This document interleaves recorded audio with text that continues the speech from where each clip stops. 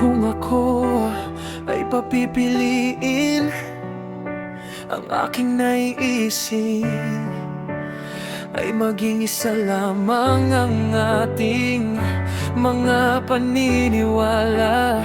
Iisang mithiin at layunin sa mundo na napakaingay at puno ng katanungan.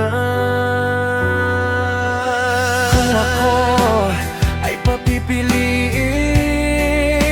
ang aking tatahakin landas ng bawat isa sa mundo ay gawing patas at walang papalipin sa mga hangarin ng iba na wala namang idudulot sa atin. Isa lang ang buhay natin sa mundo, isa lang sana sa mga kasaysayan niluma na ng panahon. Sana ito ay atin nang limutin. Isa lang ang buhay natin, gawin nating masaya bawat segundo, bawat oras yakapin at mahalin ang iyong minamahal. Oh, kay ganda ng buhay kung tayo ay iisa lang sana. Pero sana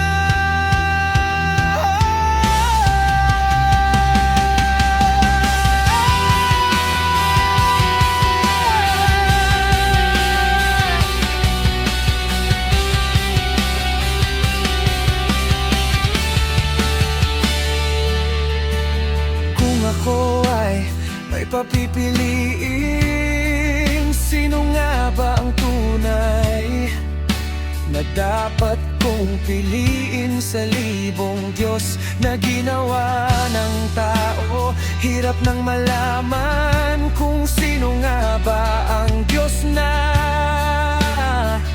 dapat piliin. Kaya aking dalangin, palagi ituro mo sa amin ang Diyos na dapat na mahalin at ituring na aming kakampi at palaging